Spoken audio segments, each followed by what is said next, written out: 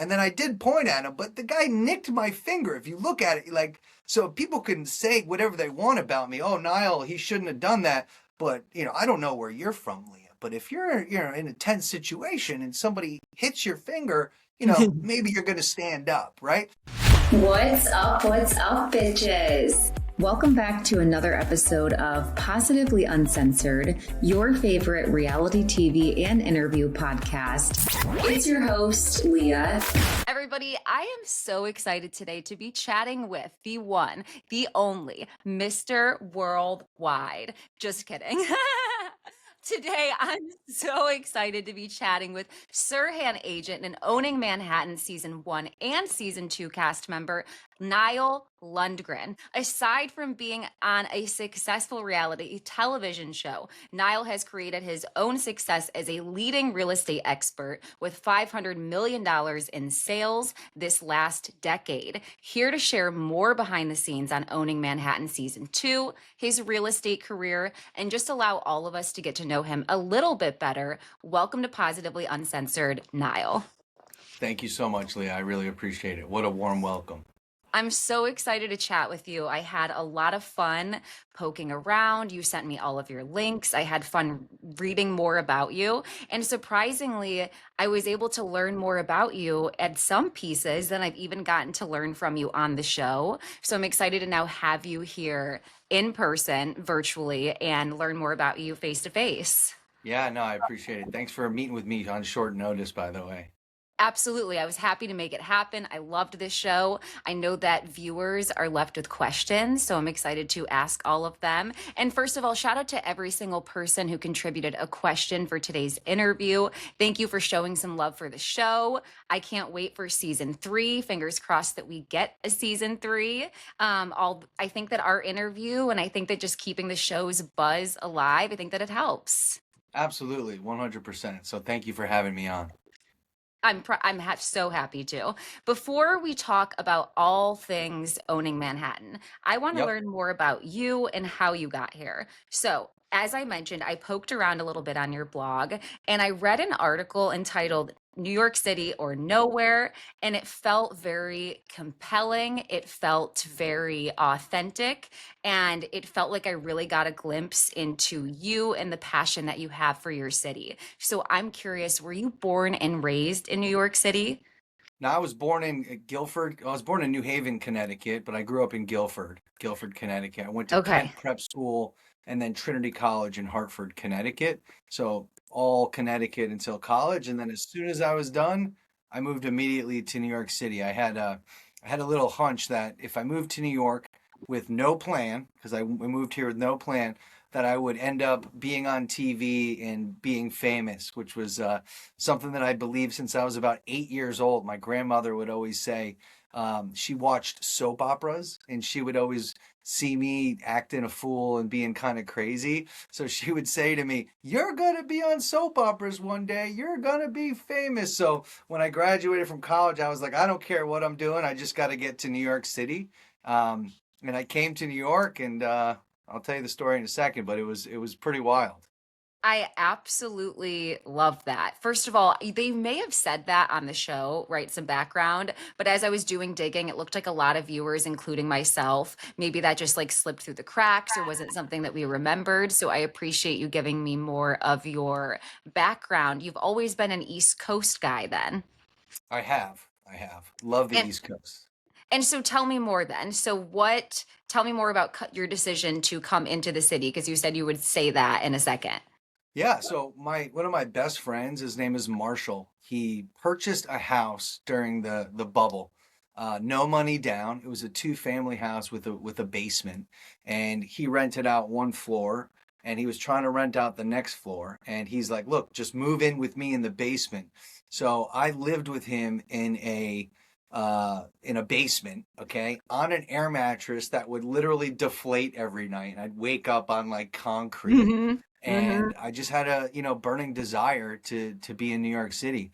And what's crazy is that the gentleman, his name is Edwin, who sold my friend the house for no money down, came to the house one day when I was playing Mario Kart, and he said, "Hey, what are you doing here? And I'm like, I don't know. I'm in New York. I'm going to make it happen. He's like, what's your plan? I was like, I don't have a plan.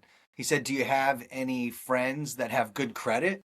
I was like, yeah, I know people with good credit. He's like, great. You work with me now. I'm like, really? And I swear to God, he was an owner, a landlord, and he owned 50 buildings in the city. He said, tomorrow you start at 8 a.m. I said, all right, fantastic. Guess I just got a job from a basement. And then I went to his property. It was on Hart Street in Bushwick. And he had sort of like this black screen behind me. It was a whiteboard with all these addresses.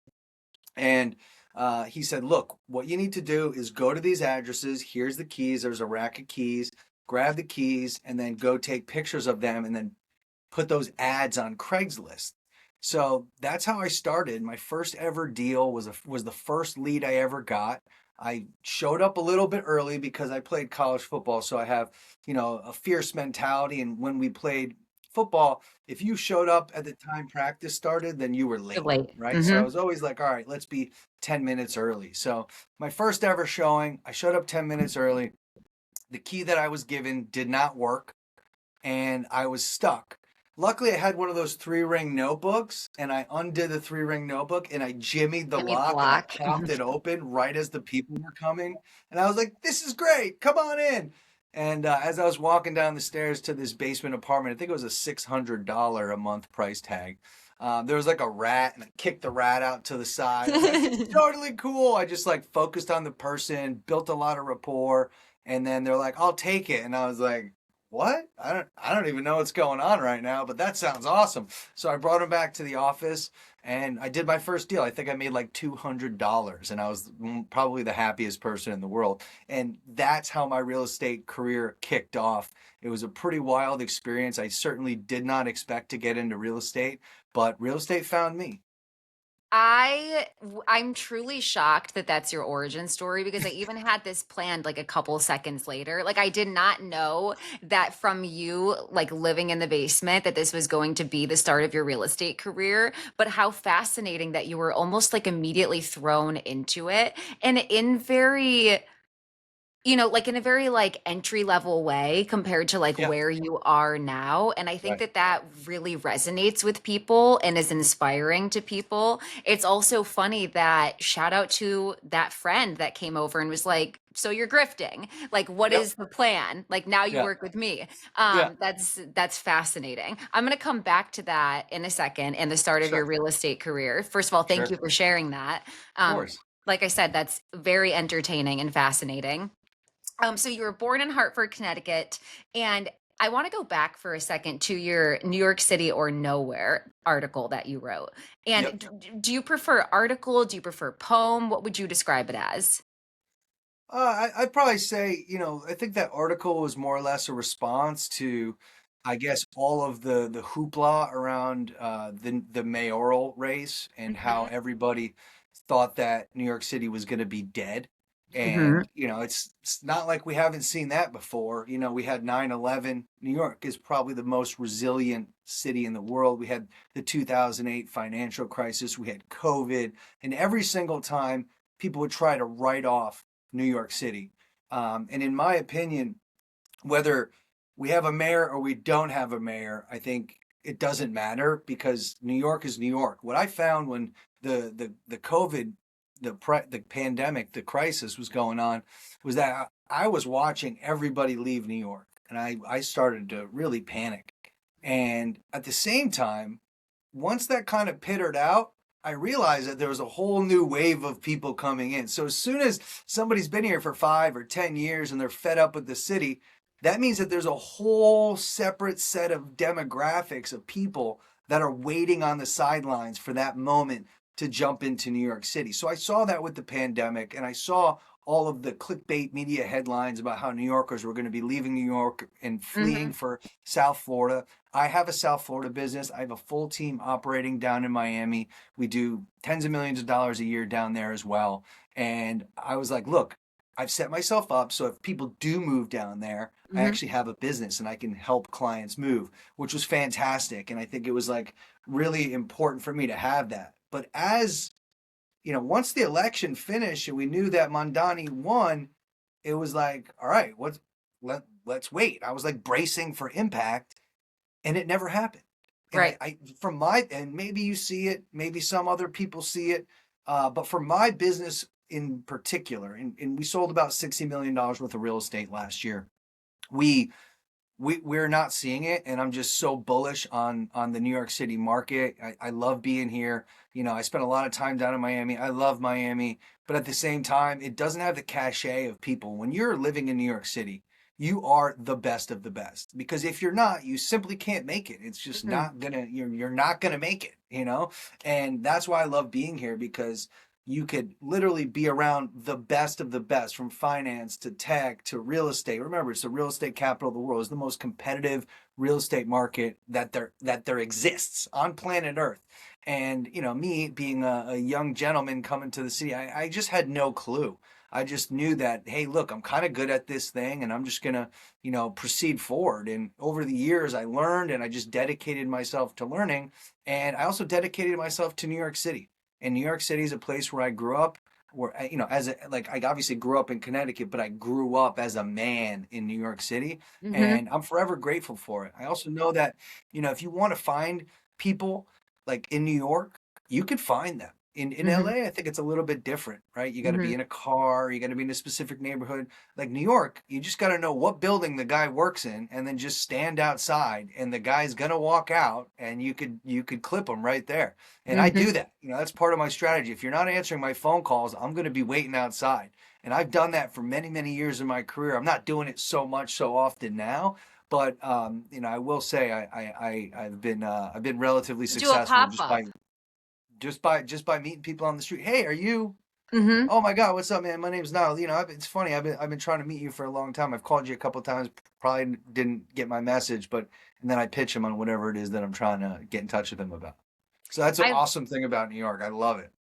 I've always admired, and I'm from like a rural town in Ohio, right, Yep. initially, and now I live in New Jersey. And I'm kind of overwhelmed by New York when I go there and I'm in the city. And yet simultaneously I'm in awe the entire time. I love the community. I love the hustle and bustle. I love that everybody seems to have a pace and that other people are in sync with each other on this Right. pace.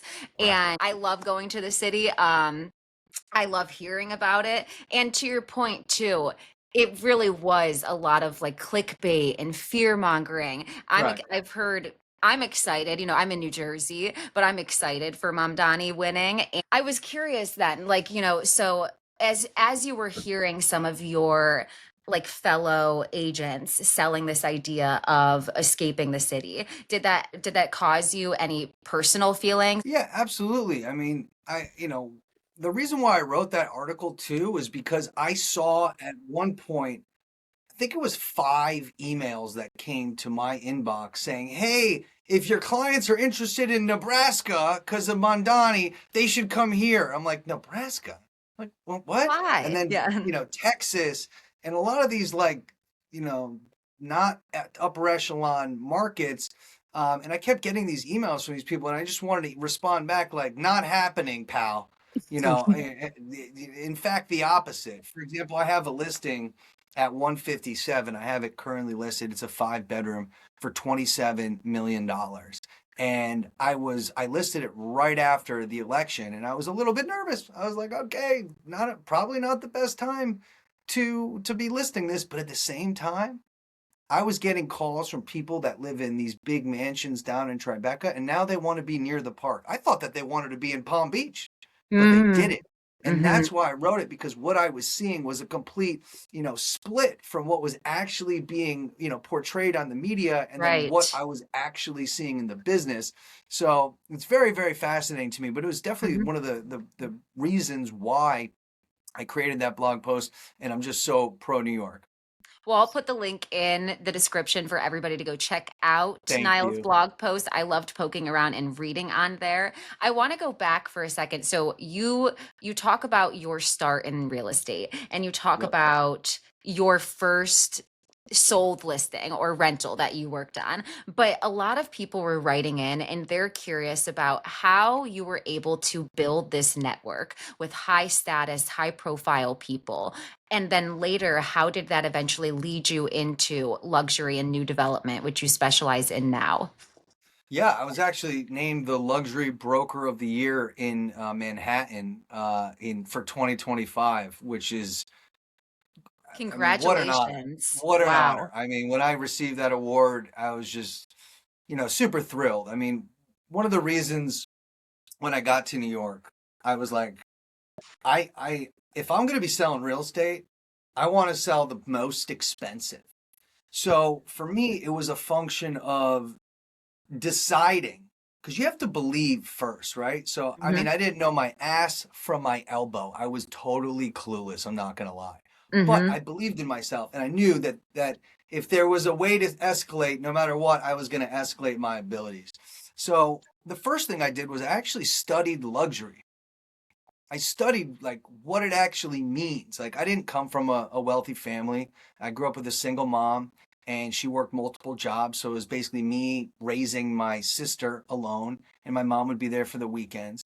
So for me, it was more like, all right, I don't really know this world, but let me actually research it, investigate it, spend time with it, right? And then once I started to do that, and that means like suits. I had one of my really good friends from prep school. He was in finance, and I was dressing. I had like these cheap Joseph A. Bank suits, and he was like, Hmm. "I'm going to be your fashion mentor. I'm going to teach you how to do it," because he actually had a real job where he got paid. Every week or every other week. I was on commission. So I'm like, hey, I can't get new suits. But he had a lot of really great connections. So he would introduce me through sample sales or through these, reductions, sales, and I would go meet these people who may be working at these, suit companies, and I built relationships with them, and I was able to get suits on discount, and I started to build my repertoire in terms of how I looked. There's a really great saying. It's pretty easy. I said it in football. Before the games, we would be looking pristine, and we would always say, "Look good, play good." Look good, play good. So if you're wearing the right clothes, you have a better opportunity to be, doing well, right? So what I did was I would always, and I'm talking about always, wear a suit and tie. I don't care if I was showing a rental apartment for $900, I was wearing a suit and tie, and that was my persona. Hmm. And even if I was out at the club later that Right. night, which is what I had to do to build those relationships, I had to go out a lot, I would still be wearing that suit and tie. Hmm. And that would allow me to kind of stand out from the other people that would be at the club. And then when I wanted to go speak to somebody who was buying a bottle at a club, I'd be like, "Hey, what's up, man?" I didn't look like just everybody else. I was a little bit more elevated. And they're like, "Hey, Hmm. what are you doing in here with that suit and tie?" And I'm like, "Oh, I happen to be in real estate." Right. And then I'd like say a couple things. I'm like, "Let me get your number." And I just, give them my phone. That's what I do. Just Hmm. here's my phone. And then, once you give them your phone, they're like totally, in it. And they're like, all right, well, I'm just going Hmm. to do it. They're not going to say no. So I would always collect people's information. So studying luxury first, building my own personal brand with how I was looking, and then was going out and networking all the time. I was young, I could do that. So I was spending a lot of time. I was kind of like a club rat, meeting a lot of people and building a relationship with Hmm. people that could spend money on a bottle. Right? If you could spend money on a bottle, you're likely going to be able to spend money on real estate. So that's where I started to build my relationship. And I was very, very fortunate to have some really great mentors who just brought me through the process and, even would spend money at a club. And I didn't really have money at the time. And they're like, just come out with me and you get to meet all these people. So I was very fortunate, got to meet those people. And then I started to say, okay, who do I know? How do I know them out of building that network? And then it was like, okay, what else? And then I started to get into the charity circuit. So then I joined the board of Save a Child's Heart. And what we did was we would provide life saving heart surgery for children who couldn't afford it. And that was done through, it was in Haifa, Israel, is um, where the hospital was. So they would be pulling kids from Africa or whatever, wherever around the world. If their heart was failing and didn't have the opportunity, we would raise money for those children so that they could have a chance at life. And I met so many people through that. And then I realized that being in this charitable lane was actually like a really profitable place Mhm. because not only are you helping people, which is always the number one mission, but then number two, that's where the people who have the money are, who are giving Hmm. back. So, Yeah. one of my first ever major clients, I went to, it's called Seeds of Peace, which is an organization that brings Palestinians and Israelis together for many years, over 30 years, in hopes that they could become world leaders and also understand each other's differences and challenges. Obviously, in the world we live in today, it's a very complicated situation, but I was very much involved in that charity for a very long time. And one of the people that ran the charity is now one of my best friends. But I went to that event, I would say in like 2011. Okay. And then I met that person. I was like, all right. And this guy's a developer. He's building buildings. And then I only had a couple bucks to my name, and I put the ticket to the charity event on a credit card, so that I could go and meet that person. And then I waited a year for the next event, okay? And then I went back, and then I was like, all right. And I saw him again. I was like, hey, can I help you afterwards? So I just said, let me just provide value here, right? Instead of leading with, oh, can you do this for me? Or I'm in real estate. It was like, we're not even talking about real estate. We're just Hmm. talking about how I can add you value. Hmm. And I said, let me help you break down. And I just helped and broke down. And then after all the chairs were put together, he said, hey, I got a big after party at my penthouse. You want to, come hang out with me? And then that was like my really big moment where I was like, oh my God. And then I got to this penthouse and I was like, oh my God. It was Hmm. like you could see everything. The lights were twinkling. It was at night. And I was like, okay, this is where I want to be. And then when I was in that room and in that apartment, I touched everybody in that room and I got as many people to give me their numbers as possible. And then that was how I really established a legitimate base.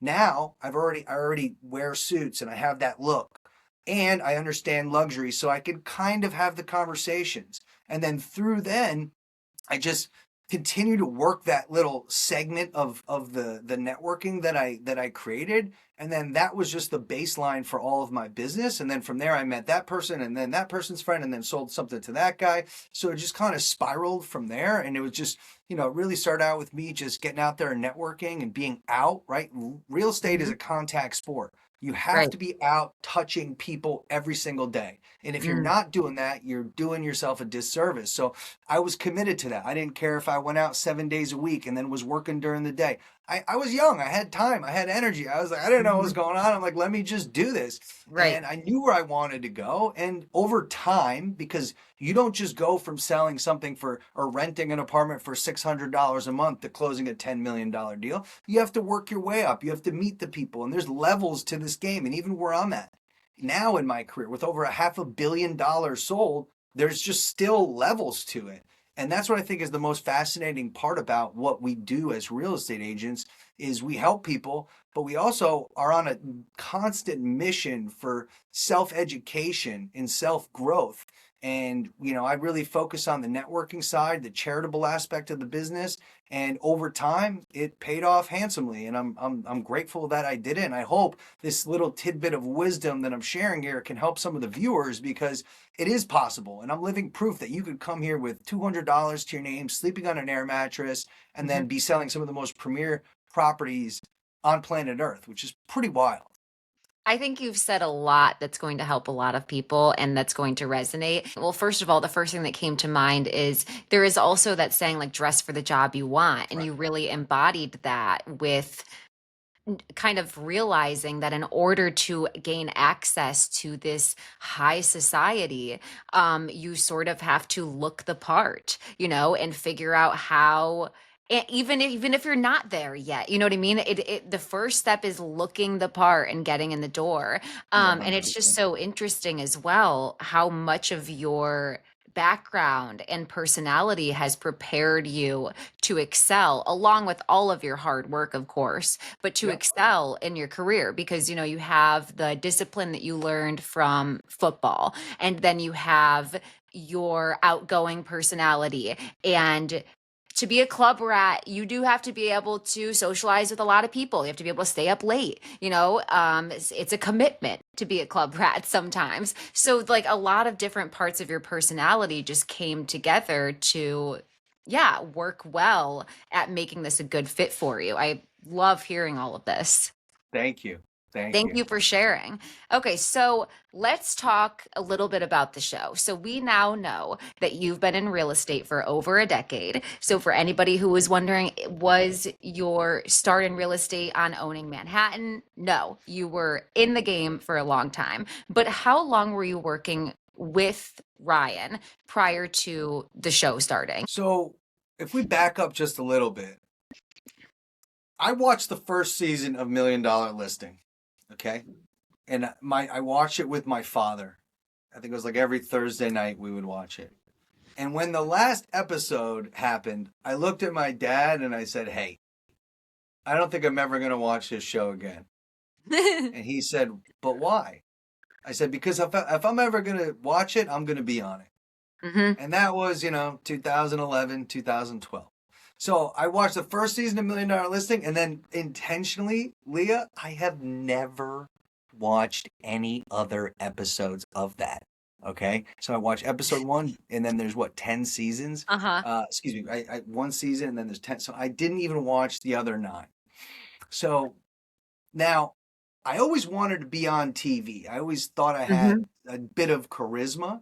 And I would always tell my friends that, hey, I want to do this. I want to do this.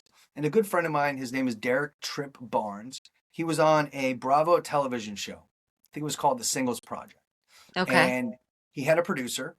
And that producer called him at some point in 2018 and said, hey, we're doing this new show. It's called Camp Getaway. And it's going to be at a camp. Do you know any really unique personalities? And what's really crazy is that he's like, yeah, Nile's the guy. And it was on Bravo. So remember, Million Dollar Listing was on Bravo. And then Hmm. this show was going to be on Bravo. So my Hmm. friend's like, hey, it's on Bravo. This is what you want. I'm like, great. What do we got? And he said, it's a camp show. You're going to be a camp counselor. You have to interview, but I think with your personality, you're going to do it. And I was like, man, I'm a real estate guy. Like, I don't know if I could do this, be a camp counselor. I mean, I don't know. I want to be in Bravo, but at the same time, like, this is weird. And he's like, just take the meeting. Just take the meeting. So within 2 seconds, the first thing I said is, yeah, I'm not really that interested in this, which I think kind of works for reality because Hmm. you're not like, I need this. It's more like, yeah, Hmm. I don't give a shit. And Yep. then I'm like, let me ask you a question. Where is it? And they're like, it's in Kent, Connecticut. And I was like, what? I went to prep school in Kent, Connecticut. There's a camp there? Like, I had no clue. It was less than a mile from my campus was That's this place. insane. So because of that, I immediately was like, all right, I have to do this. I don't care how silly I'm going to look. I have to go and be on this show. And the producers loved it as well because I had a story already tied in that I went to prep school there. So it kind of made sense. Hmm. So I went through all the levels of interviews and I was hired. Now I started to film and I learned so much from filming. It was only one season and it got canceled. It came out during the pandemic. So it was, but I'll tell you what, I made it onto Bravo on an 8 episode series. So now I had credibility within that space. And Uh-huh. then I would tell my producers, guys, I really want to be on Million Dollar Listing. And then as soon as my season ended and then it was about to go like on live, they said, hey, we're filming season 9 of Million Dollar Listing. Do you have any buyers for this listing? Maybe we can get you on. I was like, absolutely. And then boom, next thing you know, I'm filming for Million Dollar Listing. So I filmed for that. So now they call me a Bravo crossover. So now I'm a camp counselor, but then also I'm showing real estate on Million Dollar Listing, which was insane. I'm And at the so same, embarrassed. I didn't know this prior to our episode. Like, we I don't keep know it, how we I keep it a little low, Leah. It's not your fault. We keep it a okay. little low. I, We keep it a little I low. cannot believe I didn't like see this. Continue though. So sorry. I'm just Yeah, shocked. yeah. You could. I think it's on Amazon. I'll You be could. finding You it. could check it out. If I had hair then, I had I'll hair. be finding it. And I jumped in. I got I got jumped in the lake. I went skinny dipping with some girls in the lake so I'm no, jumping in the lake or the pool is something that I'm very familiar with. You Uh-huh. probably saw that in season 1 of Owning Manhattan. But you know, that came out. I got a $1 million listing. I was like, Mhm. all right, I set up everything. Now I just got to wait for $1 million listing to call me. I'm like, all right, let's hope it happens.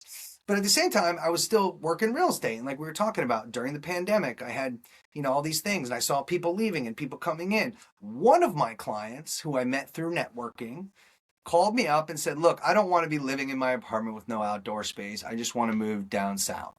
And I didn't even have my real estate license down there, but I knew a couple agents in Miami. And I said, look, I'll fly down with you in your jet. We'll go to Miami. We'll find you a place. So I worked with another local agent who was licensed. We did a referral, but I managed the client and we put him in a place eventually that was an $18 million property. And I was like, oh, the floodgates are now open. I sold an $18 million place down in Miami. I thought I was on cloud nine.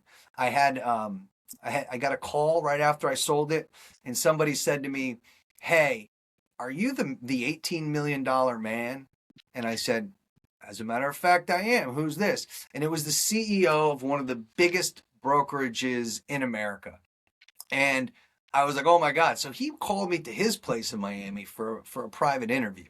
And then I interviewed with him, and I was probably going to take that job because I was at Compass at the time and I'd been there for about 7 or 8 years and I was kind of ready for the next chapter. And I was basically about to commit. But that was right around the time when Ryan had just started Serhant. And then all of a sudden, I get a phone call. I get the phone call, I pick up. Guess what? Hey, this is Ryan Serhant. I'm like, what? I was like, wait a sec, who? He's like, it's Ryan Serhant. I was like, okay, what's going on? He's like, look, man, I know you have a big presence. You've been on a Bravo show, so it paid off. I also know you do YouTube, and I did these vlogs. I would literally walk the streets, and you could look back in my YouTube like 7 years ago, and it's just me walking around filming myself. But I would edit the vlogs, and I'd put them on YouTube, and I'd always be making posts on social media. And he's like, look, you're the type of person that I'm looking for Mhm. at this company. Would you be interested in coming in and interviewing me? And I was like, let me look at my calendar. Yeah, okay, I could do it. So then I went, so I went in and I always knew, I mean, I look back in 2014, I had a target list of all the people I wanted to work with and Ryan Serhant Mhm. was at the top, but I made it very particular in my brain. I said, just like I didn't watch those seasons of Million Dollar Listing, I said, Mhm. I want to work with Ryan Serhant, but I don't want to be the one to reach out to him. Mhm. So can you believe it? 6 years later, he reaches out to me, which is crazy because I always put these lofty visions up into the sky, Yep. right? And then like over time, I'm like ticking the boxes. Mhm. So I was the 10th hire here at Serhant. So I was very, very early. We had a small office down on Duane Street. It was a townhouse, but it was super miniature. I remember it was like me sitting next to Ryan and like a couple other people trying to figure out how we're going to help, build this company that's called Serhant. And I feel that since I was so early and I helped influence the culture and the videos and Ryan, I feel like, Serhant has, my DNA all over it. And, I feel like I helped, contribute in a very, very big way to the growth and success of Serhant. So when I got there, I actually sat down with Ryan and I said, look, all my producers from my other show, they say that Netflix is looking at some other things. We should make a Netflix show. And Ryan's like, yeah, okay, that sounds good. But I knew Ryan because he had his own he was already on it, but I was acting like, I had this idea because my producer. And the long story short is I just started getting a business, doing deals, making money. And then 6 months later, Ryan texts me and he's like, hey, are you free on Tuesday to interview with Hulu? And I was like, yeah. And he's like, what about Thursday for Peacock? And I was like, absolutely. And he's like, what about next week for Netflix? So we interviewed at Hulu, interviewed as in like, we did our Right. one. Ryan had like a cast and then he had to have Mhm. everybody sit there and do the interviews. And I did every single one of those. And I acted a little crazy as you need to in real estate. And, I thought everything worked pretty well. And, then we didn't hear anything for about a year. And then all of a sudden it was like, oh, by the way, uh, we're going to film a pilot now. And I said, interesting. Now we're filming pilots. Okay. And then we filmed the pilot. And that went really well. And then we didn't hear anything for 6 to 12 months. And then all of a sudden, Ryan called everybody into the office and we're all sitting there. And these were all the people that interviewed. And I'm like, all right, what's going on? And then he's like, calls up the phone. It's like the big boss from Netflix. And they're like, you guys got it. We're going to, and everybody freaked out. And I was just like, holy shit. Like, I fucking did it. Like, I had a multi-year, multi-decade plan, and I had to take steps back to take massive steps forward. And I did every single one of those with a smile on my face. And I was just super thrilled to be there, whether it was filming my camp show or being on Million Dollar Listing. And I always had a really positive attitude. And I think that's one of the things that really allowed me, to be at the forefront of the show, is because I'm not complaining. I already know what it's like working with producers. I have experience working with the audio and in the video and the production team, and I learned so much from my camp show. Camp Getaway was the name of it, that I just parlayed all of the things that I learned into this show. And I think what you saw in season 1 of Owning Manhattan was me being one of the standout agents, simply because, I had the experience behind the camera. A lot of people, look, it's like what Mike Tyson says. Everybody's got a plan until you get punched in the face, right? Everybody thinks that they're great until there's 6 If they're cameras in your live. face, right? That's a big difference. Mm-hmm. And I think one of my competitive advantages was that I had that experience and I already knew how to deal with it. And I said, this is excellent because not everyone here does. And I'm going to lean into my advantage and I'm going to make sure that, it's recognizable. And I think season 1, I came out on top, and I think season 2, came out on top as well. We could talk a little bit about season 2 in particular, but there's a couple things that I learned. One of the biggest things I learned from being on Camp Getaway is there needs to be a moment. If there's not a moment, the season dies. Like by episode 3, there needs to be a moment. Like you have to go fight somebody. And I remember my producer saying, "Hey, Nile, you got to go fight Monica." I'm like, I don't want to fight Monica. He's like, but if you don't fight Monica, the season doesn't make it. So, and I can't trust anybody else. You have the best attitude. Go fight Monica. So I went and fought Monica, and the show made it, which is great. But I was also in season 2, like monitoring, like what was going on, like in my head. Like, has something happened? Is there anything that happened yet? So I'm sure one of the questions you might want to ask, and I'll just jump to it, is like Genesis. So that scene in episode 3, where I got in that kid's face, in defense of Genesis, was because I had my internal clock in my brain that said, okay, nothing has really happened yet except some BS drama. Oh, she didn't invite me. That's not good enough.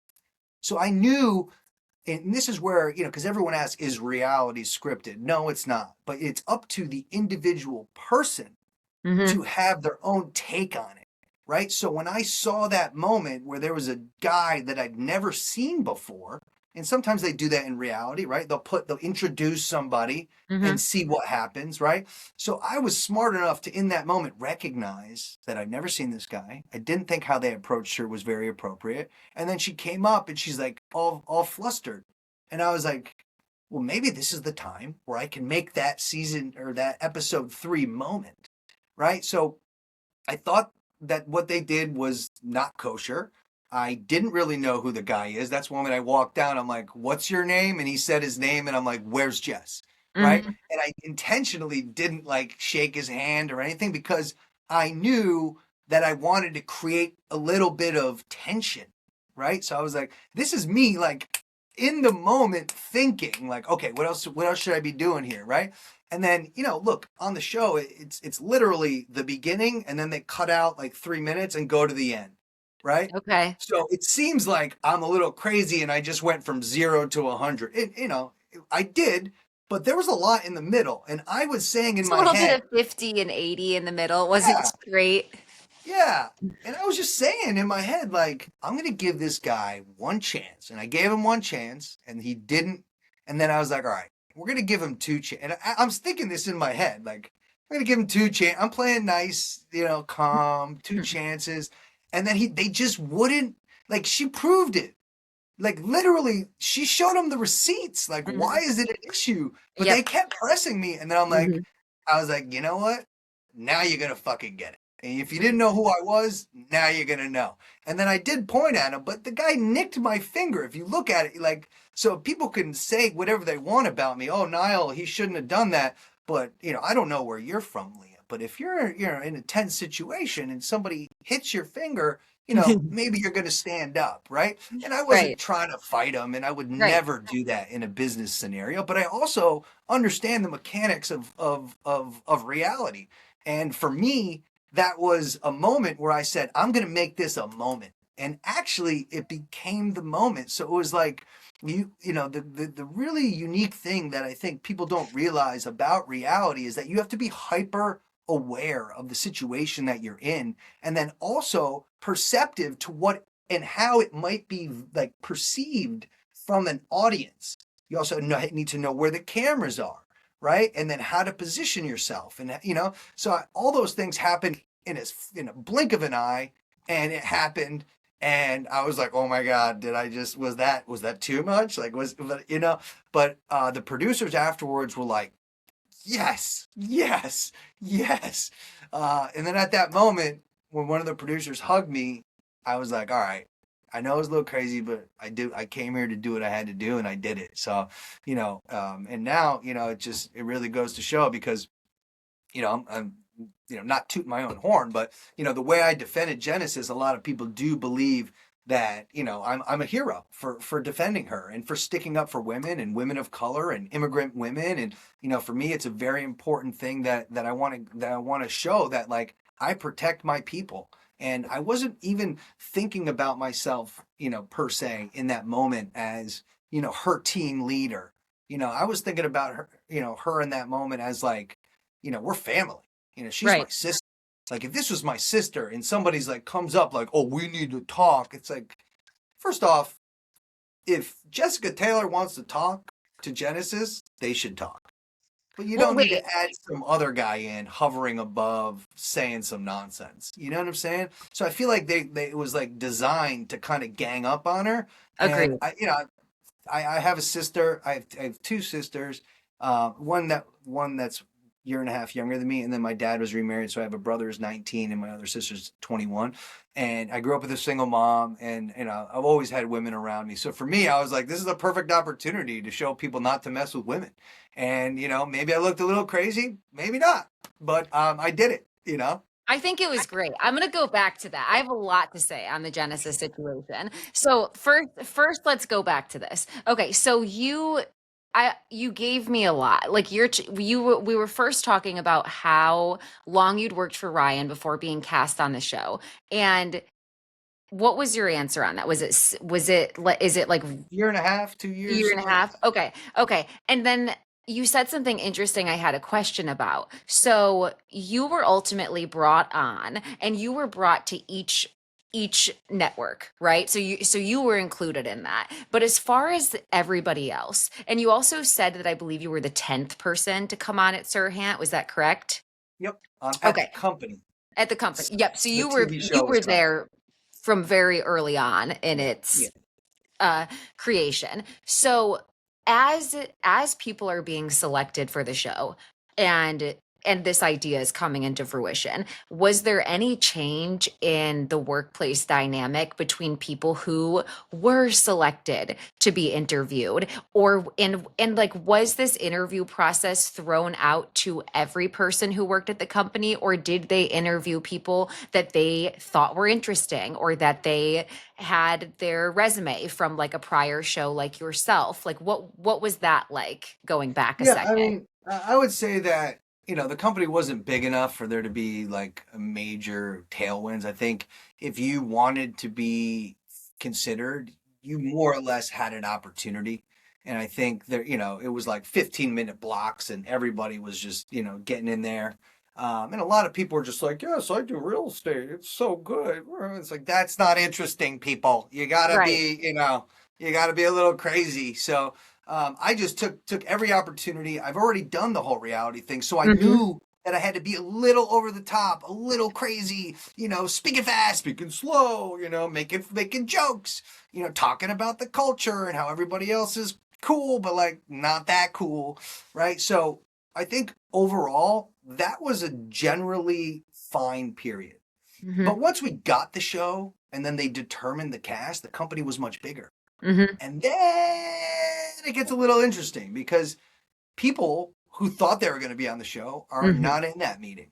Mm-hmm. Or people who were in that meeting and thought that they were going to be on the show, and then we start filming, they're not there. Mm-hmm. And they're like, why? Mm-hmm. Well, it's like, you didn't make you make see, the thing is that most people think that when you get selected in reality that you're in, Right. but you're not. Mm-hmm. And I'll tell you, Genesis filmed all of season 1, and she has like 2 or 3 lines in season 1, like very little. Wow. So Yeah, I they barely cut her remember out her at completely. all. Just because you even make it doesn't guarantee that you will be on the They'll show. make the editing process. Because if you're not entertaining, you don't have if the storyline doesn't cut. Okay. Nobody cares. So I think at that point, when people who were in that meeting, when those people actually started to see that they're not even filming or whatever, it was a moment where there was like jealousy, like people Mm-hmm. were looking at you, Mm-hmm. and oh, what did he do? Mm-hmm. I I can imagine. I just told you my story. Like I did a lot, and I set Right. myself up over 15 years to put myself into the situation. People, it wasn't just something that happened all of a sudden randomly because I work with Ryan Serhant. No, I Right. was very strategic in how I did it, and I put myself out there in a bunch of different ways to make that happen. So, jealousy aside, I was very confident and comfortable in my own shoes, knowing who I was, considering I made it. And once I made it, I knew that wasn't enough. It's Mm-hmm. not enough just to make it.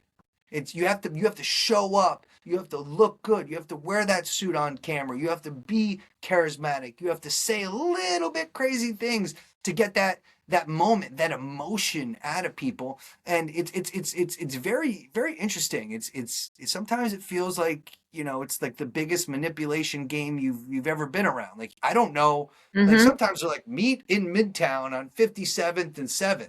Like my Mm-hmm. first ever scene filming for Owning Manhattan, we were just supposed to meet in Midtown. I was like, what does that mean? Mm-hmm.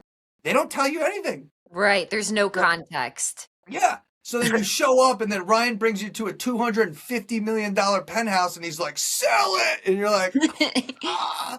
You're like, I mean, it's overwhelming. I was Right. like, wait a second.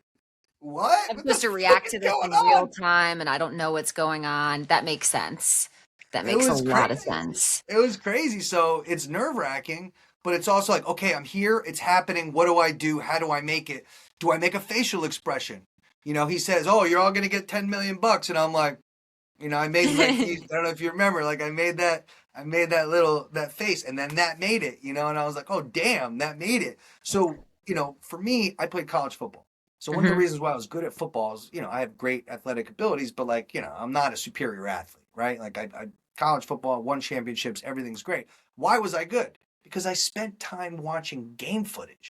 I would Mm-hmm. literally just be in there watching the film. Okay, when this guy does this, I do that. When he does this, then I step this way. When the receiver lines up a little bit closer, they run the slant. That's when you can go in for the interception. Like that level of detail is what I learned in football. So now what I do is I watch myself on television and what makes it versus what didn't make it. And Now, how how do did you I get there? balance that? Like, I'm listening to this, and I'll be 100% honest. If I'm listening to this and I'm just listening to someone else's podcast, I would think in my head, okay, so then is he authentic when he's on camera? Like, how do you balance still just being Nile and you happen to be interesting and captivating and they want to see you on camera versus trying to be Nile that they are looking for certain things from? Like, how do you walk that line?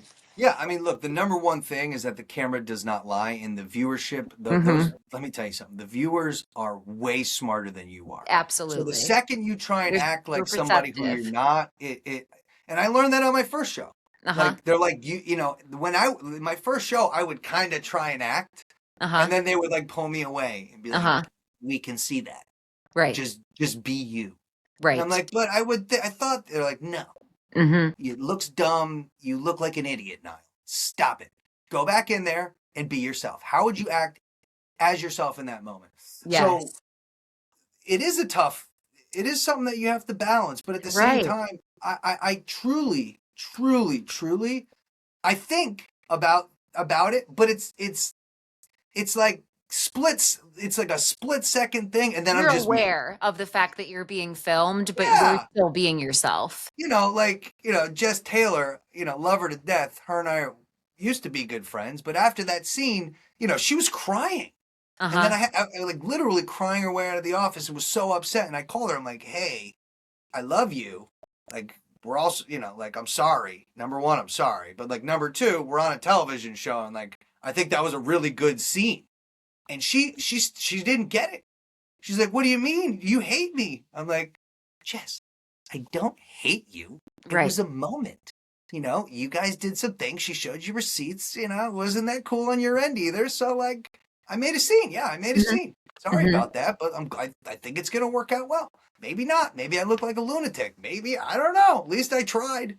If At least cameras I weren't tried. there, if cameras weren't there and you're walking out, and I remember his name because I rewatched it today. So if you're sitting there and Eric, which was his name, I guess, Jack. er, I thought his name was Jack.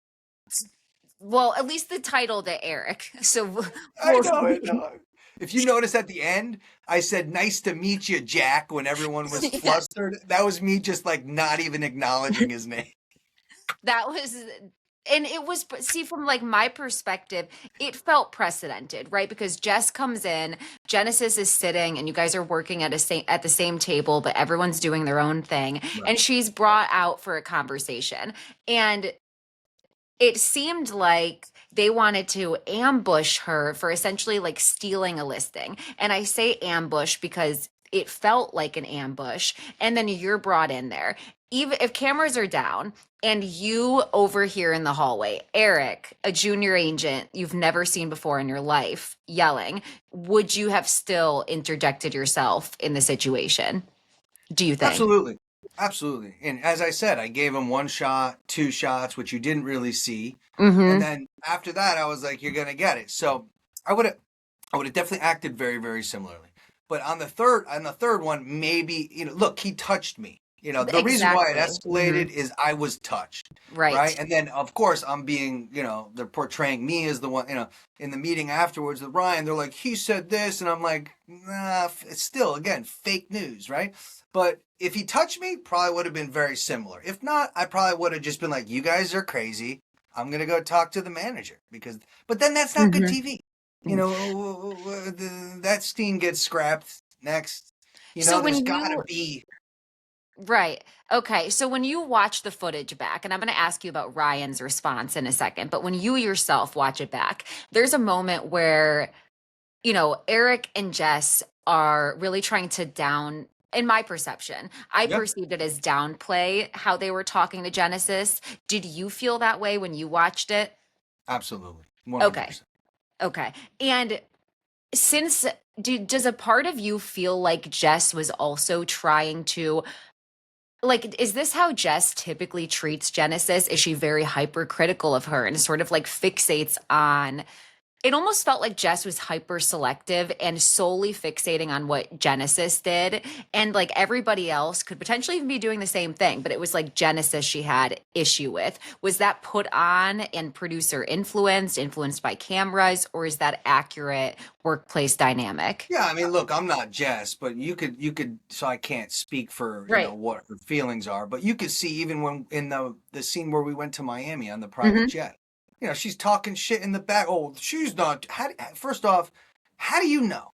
Right. What are I you wondered talking that as well. It's like, and that's, to be honest, I think that's one of the issues that women deal with Hmm. is, Genesis in particular. She's, Absolutely. a great person. Hmm. She's very attractive. Hmm. And, women around and, Jess is attractive too, but women around other attractive women, it's, there's definitely some competition there. I don't know if that's what you see in your life, but like when there's, alphas, it goes that way. But like if you look at how Genesis acts on the show, she's more or less like very, Sweet. polite in how she goes about her business. Jess was just more like putting her down. Oh, she doesn't really do Hmm. business. Niall does all the work. I mean, that's not necessarily the case. We've done tens of millions of dollars together. Genesis brings these leads in because she has an incredible network. She's one of the most networked people, on the entire. I mean, she's doing salsa with Tom Cruise on the red carpet. Like, Hmm. I, I don't She know what else to interviewed Will say. Ferrell like the same day that you guys were That's what I'm shooting and saying. talked Like about she it. knows all these people, like Right. first name basis, because Yep. she's, a reporter on Telemundo. So it's like, yeah, you could say whatever you want about her, but the fact is we're closing deals Hmm. and she's making money.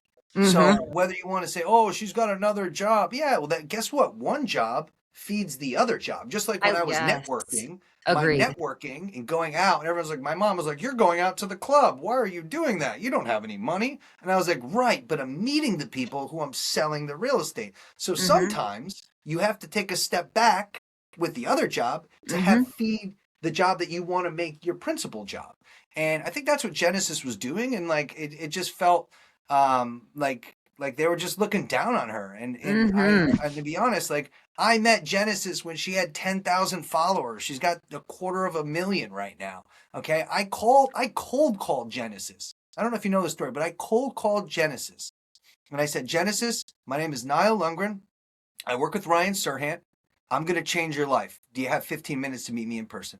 And she's like, I don't know who you are, but I am not meeting you, because she's not taking calls. She's Miss New York. She's doing her thing. She's like, I am not meeting you. I was like, and I just kept her on the phone. I was just like, yes, blah, blah, blah, whatever. And then I booked her to meet. And I knew she would be a great, asset for me and the team. And I kind of feel like I kind of helped like discover her.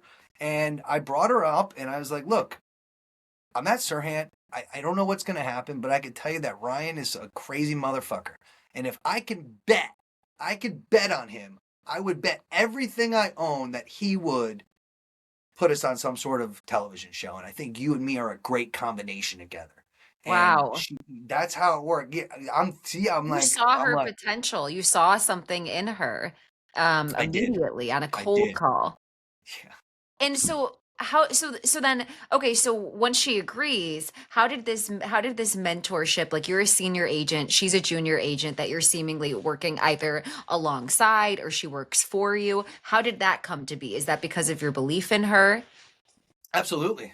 I met with her. I did a discovery meeting with her. I said, "Where do you want to be? What do you want to do?" She's like, "Look, I'm an immigrant. I want to make enough money to be able to buy my family a two-family house, and I want to, they could live in one and then rent out the other one." And I said, "If that's your goal, that's my new goal. Let's do it together." And every day when I talk to her, I always align back to that goal. This is what we're doing, and that was 5 years ago. But you know what? This is where we're going. This is what we want to do. This is your goal. I will help you get there. And we've made a lot of money together, and she's getting closer and closer and closer to that position. And when she does, that'll probably be one of the proudest moments of my entire life. Why do you think it is that Jessica tried to start this narrative that you did all the work, all the front loading, and then just wrote Genesis' name on there? What was she missing, or what were we missing from that story? I think she's probably missing a bit of class. I think All she's, right. hmm Because yeah. everybody has different situations. You Hmm. can't bucket Genesis in your bucket. Hmm. Everyone's different. Leah, you have a different upbringing than me. I'm Yeah, not going to just meet you here and be like, well, the podcast that she started was only because there was a bigger podcaster who put, no, you're putting the work in. And I don't want to see people hmm. like invalidate what Mm, other people are yes. doing. Like Hmm. Genesis is working her ass off. She doesn't have a social life. She's not Hmm. even dating anybody. She's single, by the way, if anyone wants to. But like, she's not. I'm like, at one point, I'm like, Genesis, you got to stop working. You're running Hmm. yourself into the ground. Like, maybe you go on a date or something. Like, she's like, no, I want to be here. I will work until and dude, that, I don't care where you're from, that attribute of her, because a lot of times you see pretty girls and they're like, oh, I don't need to do this, oh, he's gonna pay. She doesn't want any. You think she doesn't have offers to do Of this or course, to do that? right. No, but she denies all of them because she is not going to go do that she's going to build it herself. And then, Mhm. okay, whatever happens, happens. But she's building it herself, and I admire that. I do too. I love the way that you speak so highly of her. And that's just such a nice thing to hear. And especially, from a man, men rarely like to spend time highlighting and amplifying women's accomplishments, especially if they perceive it to be in competition with themselves. So I really love hearing that. Before we move on from Jess, I'm just going to say, because it wouldn't be true to how I usually speak on the podcast if I didn't say it. And you Sure. don't have to you don't have to comment on this, but when I watched Jess, it felt like microaggression after microaggression towards Genesis. And it felt like I don't know what's going on with her personally, but it just felt like a projection on Genesis. Like that, the way that she tried to minimize her accomplishments and looked on as if she was better than her. I don't know if there's some implicit bias or some prejudice from Jess, but it certainly came across that way. And yeah, it was just really sad to watch. So I really appreciated, and I know other viewers really appreciated the fact that you had her back so fully, not just episode 3, but throughout the season. There were moments, and I'm curious, by the way, because you talked about the private jet. When they're in the back of the plane, could you guys hear them talking about her? In the jet, it's kind of like a, when you're on a Fair. plane. So Mm-hmm. to be honest, Genesis and I were talking about doing deals. We're Mhm. like, You guys are like that's talking business and they're yeah. talking, yeah, I'm there. They're like, go about your business. Then the camera's in the back, and I'm like, all right, how are we gonna make this? How are we gonna get this contract signed right. before we sit down with Ryan? Like, what do we need to do? Do I need to do this? You should be thinking about it this way. And we're actually like gaming out how to do our jobs. Why? And Mhm. meanwhile, we don't have our shades on. We're sitting Mhm. there talking like this, Right. and then these two are in the back, like eating, strawberries. Like, can you believe this? It's like easy. Yes. Easy. Easy. Yeah. Easy. That's a Focus good on yourself. And I think, descriptor. I don't mean to cut you off, Leah, but You and didn't. this is a great conversation, by the way. They said, Ryan said it best, jealousy, right? He said it on the yacht. They only talk about you, Genesis, He because did. they have nothing, they don't even believe in themselves. That's Mhm. why they're talking about you. And Mhm. that wasn't me. Mhm. I didn't, From the Ryan, boss's lips to our ears. Brian said it, Leah. Mhm. I'm just saying it wasn't Mhm. me. Mhm. And So I I think think he was that's spot telling. on. I think that was very telling. I'm sorry, I didn't mean to cut you off It's either. okay. It's okay. So I'm assuming if Ryan's able to gather that jealousy is causing them to be so horrible, did he speak to you once he saw the footage and apologize for coming down so hard on you per your reaction to defending Genesis? And this is in reference to back in episode 3 with Jess, Eric, Genesis. Um, I don't think there was an apology. I think, it's more of there was just so much going on with I think because like I don't see it until you see it. Okay? Mhm. So when that happened on December 5th, I had my whole family and all my friends come to my apartment. We watched it for 8 hours, and then as soon as it finished, I had to go to a premiere party with 5,000 people, right? So it's Uh, just like totally overwhelming. Everybody's emailing me. I'm getting phone calls left and right. And then it was just like back to back to back to back to back until like right now. Like it's just been like Mhm. promote, Mhm. post content, so that was just like that was really rough. So I don't think, there's been a real moment to even, Ryan to say sorry or me to Mhm. say hey in that moment. It's kind of like we made the show, let's promote the show, let's do everything we can to get the next show. I Mhm. can tell you that Ryan and I do have a really great relationship, and I think what Ryan was doing in that moment was definitely doing everything he can to protect his brand. Mhm. Sometimes you got to look at the facts and the people in Mhm. front of you, not necessarily you and your brand, because Mhm. like there's actually people who are helping you build up your brand. Remember, my DNA is in Serhant, right? Mhm. So, you know, I'm not mad about it. I just know that it's all fun and love and television, and like end of Mhm. day, I think it was a very successful season. Ryan and I have a really great relationship, and my goal is to continue that and to continue being his top producing agent. Absolutely agree that it was a very successful season. You and Ryan seemingly have sort of similar outlooks on filming a reality TV show. Like sometimes there are parts that may not be something you would do normally, but like it's part of filming. Like it's like I see some of that from him sometimes too, where I can tell that like, yes, we're getting a pretty genuine Ryan, but maybe he wouldn't answer a call in the cab and be like, back around to the office. Like maybe that's not normally what he would do. I want to ask before we close out with like reflections and stuff. I believe Jordan March this season talked about feeling a little bit overlooked and a lack of opportunity and feeling just a little bit of discontent towards that or discontent. Let me know in the comments, people. But since you were there and you're the 10th person at the company, is that something that you relate to? Do you feel that way with all of the success that there's been at Serhant and with all of the growth that there's been? So whenever companies grow, there's always going to be growing pains. And I'll tell you Mm-hmm. something, Jordan March was at Serhant before me. And Mm-hmm. Jordan March was also one of the people who told Ryan to call me. So if you think, so my success I owe to Jordan March. Mm-hmm. So let's just take this step back. I'm not the only one who's at Serhant because of Jordan March. Not necessarily Ryan, because Ryan has a great, $1 million listing, but then, and everybody's kind of like watching it, but then he starts his own brokerage and people are like, yeah, I mean, no, I'm not going to do that, right? But Jordan from day one was a champion of Ryan and the brand. He helped secure Wow. me to come, and he helped secure dozens of other agents. Now, just to give you some context, when I was at my prior firm, if I got somebody to join the company who had a certain level of GCI, I would get a bonus. Mm. I would get maybe a percentage of their commission for a year. There's certain incentives that are traditionally in the industry that you should be getting for bringing that value to a company. So they don't really exist here.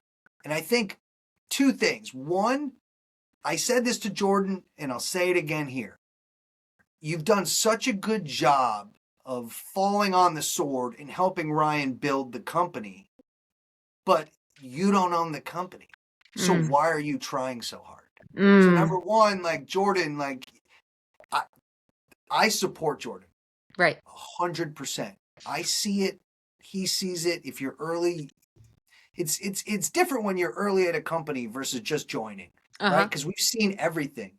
Yeah. So I feel that Jordan brought so many people over trying to help Ryan, but he didn't secure the deal. He didn't sign the exclusive. He didn't sign the contract that says, "Oh, hey, if I bring these people, I get this." He was more or less like assuming it, and that's on Jordan. Mm. He was more or less just doing it because he's a good guy too, it Yeah, sounds like. Like he's he a really he's a wanted to good see guy. him He's a succeed. team player. Yeah. Like, and that's what I love so much about him. Jordan, by the way, Mm. is one of my best friends on the entire cast. Like I love him so much. He's such a smart guy. We work so well together. It's just a blessing to be his friend. And I tell him this. I'm like, bro, stop. He's like, but I know this guy would be a good fit. And I'm like, so what? Go Mm. close another deal. You're a deal closer. Close. But he's like, I love these kind of deals too. So I think overall, he could have done a little bit better on his end, just kind of like penciling out what that arrangement might look like instead of making broad-based assumptions. And then also, like, at the beginning, I saw a lot of opportunity. I think he saw a lot of opportunity because there was nobody else. But now there's thousands of agents, so we can't get every big opportunity. And I think that's one of the magical things that Ryan does when you work there is he gives you just enough to get you to that spot. And then he kind of like retreats. And then he's like, now what can you do? Because you're only as Mm. good as your last deal. And I think Mm. that is a very talented skill to do that to people, to bring them up and then to kind of eject and then see if they can sink or swim. Mm. And for me, I'm swimming. I'm doing great. But for other people, they might be like, oh, well, Ryan's not there anymore. Well, Ryan's not there for anybody. We're opening all these different markets from Florida. You think he could be there for thousands of people? It's just impossible. It's an impossibility. So I think, look, there are moments where people like Jordan or myself can be overlooked because there's other people to look out for in their infancy at the company, right? So it's very delicate. I can tell you that I think Ryan is a very fair boss. He's fair in how he works with us, but there's always going to be criticism, and I can make my own remarks and criticize him as well. But I don't know how far that would get me. I think overall, I'm in a very solid position, right? Like with being with Ryan, I built up my business. I have an incredible team around me. I have multiple new development projects. We're selling the whole building out. And for me, my focus is really on that. And then making sure everyone on my team is well trained so that we can scale. And that's what 2026 is for me. And then as I go and Ryan sees me scaling, he's like, oh, because you just did this $20 million deal, I have this opportunity. Okay. Well, I'm not asking for it. I never ask for it. I am not somebody who's going to say, oh, I might have my thoughts sometimes and I might be like, damn, like I should have. But then it always goes back to me. Well, you know what, Niall? If that's what you wanted, maybe you should have been working a little bit harder, a little bit smarter, and closing more deals. Because that's what it comes down to at the end of the day. And, I've learned that and I focus on that. And I think it's serving me pretty well. Yeah. Pull them up. So I sort of kind of guessed that would be a difficult question for you to answer because first of all, the difference between Jordan March bringing his concerns right to Ryan and having a conversation and then me asking you about this. Obviously, he's your boss. He's someone you work closely with. If you had an issue with Ryan, you're probably going to want to address that with him before you say it on the podcast. But I also think that it's a lot of viewers commented that question, and I think it's interesting to know your perspective and how you may relate to how he's feeling and just how you're feeling in it yourself. So I appreciate you answering that. What I want to know is what in your mind do you think that we missed from season 2? Is there any specific moment you wish we saw? Yeah, probably one of the best days of my entire life. It's a deleted scene. It hasn't come out yet, but I proposed to my girlfriend at the time on top of the edge, the tallest point in the Western Hemisphere, and they fucking cut it. No. Can you I'm believe it? devastated for you. Are they going to at least send you the video so that you guys can have a copy of it They for your just wedding? sent it to us, so we're Thank gonna God. post it in like a. I like literally just got it, Oh and I was my, like, "Where's the video?" I I'm would be so one. annoyed because remember, I'm watching it Yeah. with my fiance, and we're Yeah. like, and Let's then like the end, then it's like the last episode, and like I get fired via a FedEx, and I'm like, wait, Where's my what? epic proposal? I I would be was one. I was wearing a Wow. tuxedo. She was wearing this emerald dress. It was probably 12 degrees. It was like 25 degrees out and windy it's just skyline. We're so high up. It looked insane. They made me stand outside for 10 or 15 minutes. By the time I had to talk, there was no saliva in my mouth. In I'm your like, mouth. I was like, oh my God. And it was frightening. I just told you, I'm somebody who loves the camera. Okay. I've been born into the camera. I've been videotaping myself since like high school, going like this. I swear to God, I was obsessed. And then you have to make a proposal in front of, first off, we had a private engagement party where we had like 30 of our closest friends there. So they're all looking at the window out.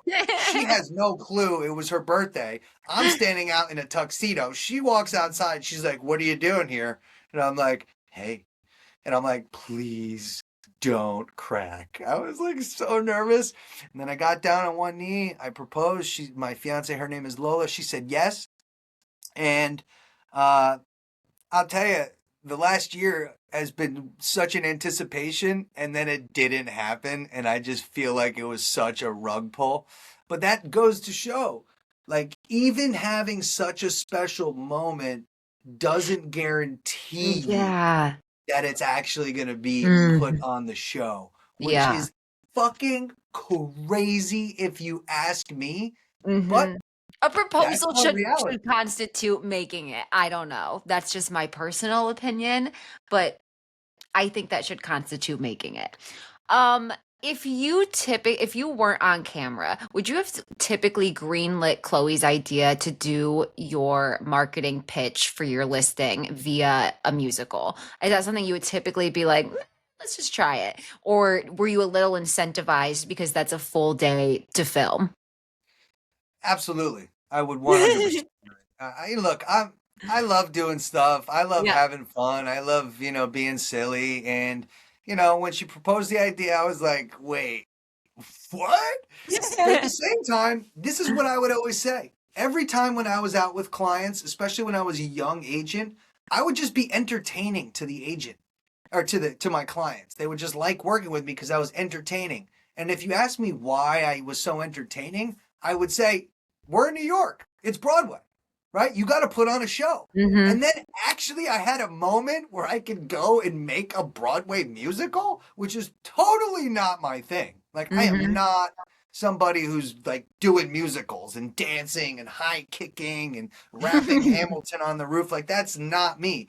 But one of the things that I always like to do is always live outside of my comfort zone. Hmm. And Chloe is not somebody who I would typically be hanging out with, be doing deals with, but the opportunity arose and I'm a good sport and I just took full advantage of it and it worked out. So, I'm grateful for it. Story of your life. Yeah, open to something, took the opportunity, took advantage of it, got here. Yeah, Yep. literally. So I don't know if I said this, but of course, congratulations to you and Lola. I wish that we got to see that. I wish that we got to meet her. Correct me if I'm wrong, but I don't know that we got to see Lola on camera. I don't remember your fiance being introduced this season. She Was filmed she? season one, got cut out. She filmed Oh, season two and got engaged. Everything got cut out. damn it. Okay. So when you post that, I'm gonna add that, like I'm gonna add a link to your post where you guys share that in my episode details so Okay. that people can check it out for anybody who's curious. What about your relationship right now with everybody that you work with? I think you said earlier that you and Jess were friends. I'm not sure if you guys are still friends. And what about the rest of the cast? Yeah, I just starting with Jess. I mean, I've been friends with Jess for almost a decade. Before, she was at a different company. I was at another company. We showed apartments. We've known each other. We traveled. She came down to the Bahamas with Lola and myself. And, we did a big boat trip from Miami to Bimini. And we did scuba diving and snorkeling and like all these super fun things. And, we had a really great relationship. And, you know, that scene, I think, changed the course of our relationship. Um, I don't think she sees me the same way, and I don't think I see her the same way. So it's not as hey Jess, how you doing in the office? It's more like, hey, Mm-hmm. I'm going to go do my thing. So it's definitely my relationship with Jess is colder. Mm-hmm. That's for sure. But look, that's just part of the business that I'm in, that we're Mm-hmm. in right now. It's Mm-hmm. like not everything's gonna work out. Mm-hmm. Moving down the line, Jordan March, one of my best friends just in real life. Mm-hmm. Love him as a person. I think he's a brilliant human being. I think he's very well put together. If you look at that one Park Row pitch that he had, I Oh mean, yeah. Peter Zaitsev did a great job, but I don't think he held a candle to what Jordan was talking about. He was on spot with the neighborhood, with Mm-hmm. the building, the demographic, rebranding, the views, all that. I think he did an excellent job. Speaking about Peter, just met Peter Mm-hmm. recently. Obviously, you saw from the show, he's a new guy on the show. He called me a parakeet, which I think is hilarious because if we stand next to each other, he's like this tall and I'm like this tall. So I'm like, what are you talking about? Which is cute and good Uh-huh. for him. Yeah. Good for him for coming in and crushing that project. So, all good on that front. Jordan Hurt, we used to be a lot more friendly. And Mm-hmm. then, he's telling Janice to shut up and, Yeah. drink her coconut. And like, Mhm. if you saw me in that scene, I was going like this. Mhm. If you noticed that? Mhm. When I was in cold calling, this was the move to shut up. Mm. Meaning, like, I don't, because a lot of times when Mhm. salespeople talk, they just keep talking. And if you Right. just stop, Yeah. you let the other person talk and then you're able to Yeah. sell. So in that moment, I was like biting my tongue Yep. because I was so proud of Genesis for doing that. I was just like, Mhm. oh my God, she did the deal. Like, this is the most amazing thing. I was like, if you saw my face, I was like a happy father, like Right. just beaming with Uh-huh. joy Mhm. because she did that. And it was by her own volition. And Mhm. then when he starts doing that, I was just Mhm. like, Yeah. don't say anything. So Mhm. I think he had some choice words to say about me on the Owning Manhattan podcast. Mm. He likes to label me as somebody who has toxic masculinity because I defend somebody on my team that's been, attacked, in my opinion, with fake news. So he could say whatever he wants, Mm. and that's cool. But maybe him and I are not as cool as we used to be, Mhm. and that's fine. Mhm. He can keep doing what he's doing. I'm in my own lane. He's wondering where he's going to do his next deal. The guy couldn't do a deal to get out of a wet paper bag. That's really the truth. I'd love to see him do more deals, but like I took over the project. Okay. I did a bunch of deals immediately. And, the deal at the end of the day, I think before I even started on that project, the Serhant, fate was sealed that we were going to get, left off the project. And it wasn't because of me. And he kept saying, I schlepped up from downtown to uptown. I don't care where you schlepped, pal. Okay. Results matter. And if you get hired by a developer, then you better show up. And if you're going to say, even when Ryan fired him, he said he schlepped. And then down in the Miami scene with the coconut, he's like, I schlepped up. So your whole thing is that you schlepped up and down? I'm sorry, pal. First off, I don't like that. You should take ownership over losing it. If I lose a deal, I lost it. I own that. If I get yelled at by Ryan, I say, look, I took the bait. I own that. I own it. That's called responsibility, not deflecting and all those other things. So, uh, love him, but not so much anymore. Uh, Jess Markowski and Jade, I don't even have scenes with them. Mhm. I Yes. think that's like a bit of a problem. I've Mhm. had scenes with almost everybody else. I don't think I've had a scene with Trisha or Jeff either. So I think it's Yeah. like, and like I'm with them and we know, and maybe we film in like a joint thing or there's an event or whatever. But I really haven't had much time to like get to know them as much as I probably could. I mean, Mhm. I'm filming all the time, and I film with Genesis. I film with Jess Taylor. I film with Jordan Hurt. I film with Ryan a lot. And when you get to film with people, those become the relationships that you Mhm. kind of build. And then, like everybody else, for me, I'm like observing. Okay, this is what they're doing. Not that interesting. Okay, great, good story. No one cares, like. But I watch it like I watch game film, and I watch how they act, what their behaviors are, so that when I'm in that moment, boom, I know where I'm going to be taking this conversation. So, I think it's still still to be told that story of my relationship with other folks Mhm. on the cast, and I hope we get to dig into that deeper in season 3. Me too. I hope that we get to see more. I love Trisha. I'm so like I was so glad She's a in season boss. 2 we got to I see more I of her. brought her. Ryan called me and had me close her out. I was Love the one that. that brought her. She was on the fence, and I was like, "Listen to me very carefully, okay? We are going to blow the fuck up, Trisha. I know you don't really know me, but I'm telling you right now." And I sold her. She came over. So, it's just like Jordan got me here. Wow. I brought Trisha here. So it's Love definitely that. pretty So I cool. need to see a crossover next season because that's so interesting as well. Do you still work with Genesis? Is she still a junior agent for you? Yep. Yep. Okay, Yep. great. Love that. People were curious. And then I'll end with this. Do you think that your life has been more stressful or less stressful with the addition of the show? I wouldn't. I mean, look, it's an adjustment. When I walk around the streets, everybody knows me as the bald guy. So like, and I'm very recognizable. So I can't hide it. Hmm. So I get recognized a lot. So that's an adjustment. Sometimes that could be stressful. Like if I'm in the middle of something, I'm like, wait a second, hold on. Like I'm walking in to go to a showing, and then somebody stops me and like, can I get a selfie? And it's a little like, you know, off-putting. You're like, wait a second, Yes, you got to I can get your imagine. bearings here. Um, but overall, I mean, look. I've been doing real estate for a very long time. Real estate is something that's more or less second nature to me, right? I know the conversations that I need to be having. I've been having them for decades. This isn't something that's new to me. I've been doing it since I got out of college. And most people don't get out of college and start. I was one of the silly people that believed I could, and I worked through it and I made it happen. So it's not so much that it's stressful, it's just that, it's a little overwhelming because I have more and more opportunities that I need to make decisive decisions on in, the blink of an eye. And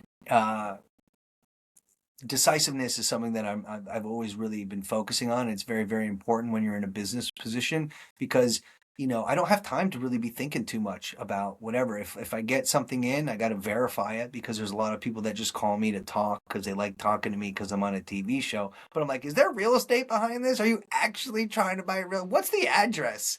Mm-hmm. They're like, but I want to talk. So you have to filter through some stuff like that. But look, it's just growing pains, and I've made systems and I have team, and I work through all of that.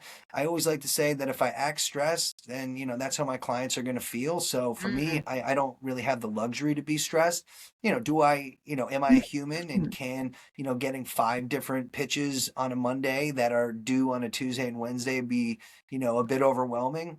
Absolutely, but I'm up for the challenge, and I'm just happy to continue doing it because it's something I love, and I love helping people out, and I love helping grow my team, and making money at the end of the day because that's what we're here to do. So it's all good.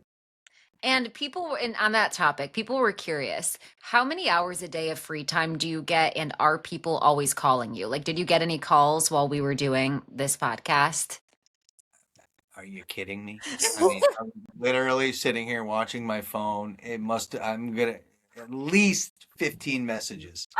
And it's Okay. okay. Like, it's just what it is. I have 30 Right. active listings across New Oh my York and God. South Florida. Like, Oh my people God. are calling me all the time. I got owners calling me. I got referral agents calling me. I got my 10 junior agents last week for example.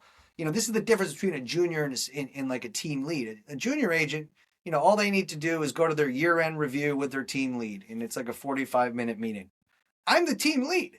I have to have 10 separate meetings. So last week was just me doing meetings with every single one of my team because I'm a professional leader, and I would never allow them to go into 2026 without having a one-on-one conversation with me, telling me things that worked, things that didn't work, what their analysis of their deal flow was, what the pipeline looks for next year. I give them guidance and advice, and it's a dialogue. It's me saying, hey, these are the 3 things that I think you could be working on. These are the 3 things that you did well. And that takes time to prepare for that. Then I have to do that meeting. I have to show up for that meeting. I have to take away time from doing other things for that meeting.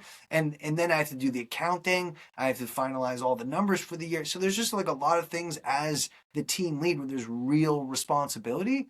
And, you know, I like it. I really enjoy it. I really like making people grow up, I find one of the biggest points of joy in my entire life is seeing people succeed, like a Genesis. Where I found her when she was relatively new. I mean, she was already Miss New York. She already had a lot going for her. But I will take credit for cold calling her and having the audacity to call a woman like that and say, you have to listen to me. I'm going to change your life. And I didn't even know if I was going to be able to change. I was just taking stabs at it, and it worked. I could, like, so Thank crazy. God you were right. Isn't that crazy? Yeah, So it is. crazy. So crazy. But It's it's all God's will. I just leave it to that.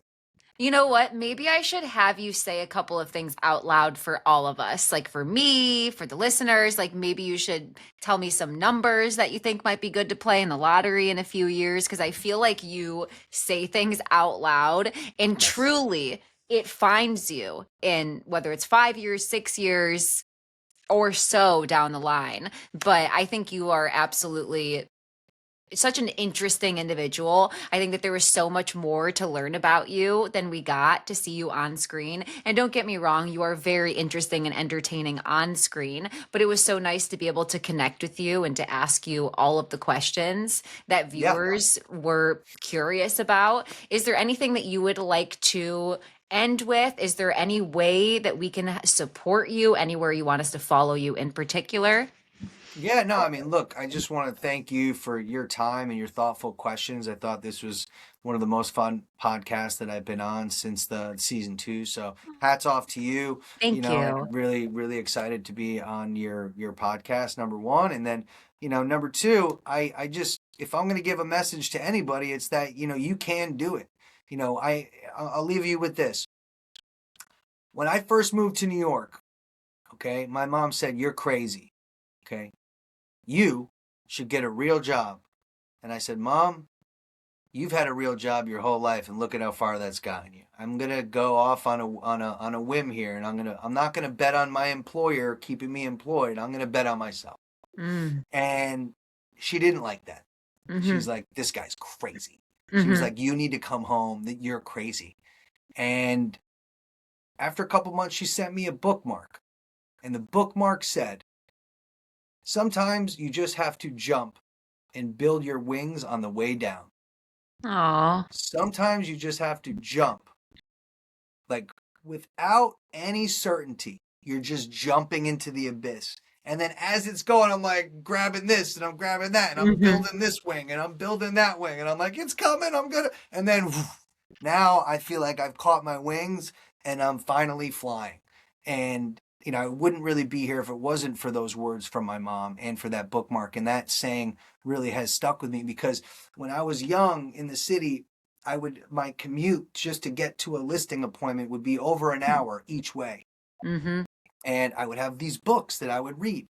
And that bookmark was always in there. So for me, it was the repetition of that. And that at least gave me a level of comfort to know that I'm just doing the right thing right now. Like I'm here. I know it's difficult, but I'm building my wings. It's going to take time. Be aggressive, but also be patient. Be aggressively patient, which is another thing that I am famous for saying. And it's going to work out. And now I'm finally flying on my wings, and I just couldn't be happier. I mean, I'm living proof that if you want it and you work hard enough and you don't stop and you don't listen to other people. I could have listened to my mom right off the bat and said, maybe I'm coming home. But I Right. didn't. I listened to my heart and I followed my heart. And that serves me very, very well. And I think it's a great message for everybody who's out there listening is that you can do it. You have to first believe in yourself. And second, you have to have the courage to get outside of your comfort zone and live outside of your comfort zone. And if you could do that consistently for 10 plus years, I don't care what industry you're in, eventually you will win. I love that message. Thank you so much for sharing that. Where can everybody follow you and support you on socials? So my name is Nile, like the river. So Nile Lundgren at Nile Lundgren on every social platform. I have a very unique name. So I'm on X, I'm on LinkedIn, I'm on YouTube, I'm on TikTok, I'm on Instagram. It's the same at Nile Lundgren. Thank everybody. Make sure to follow Niall. I'm also going to put a link to his socials in this episode description. I'm so appreciative for the time that you spent talking with me today. It was so much fun to chat with you. And thank you for coming on the podcast. Thank you, Leah. Really appreciate it. Have a great day, everybody. Thank you so much for listening. Make sure to follow Niall and make sure to give this podcast 5 stars.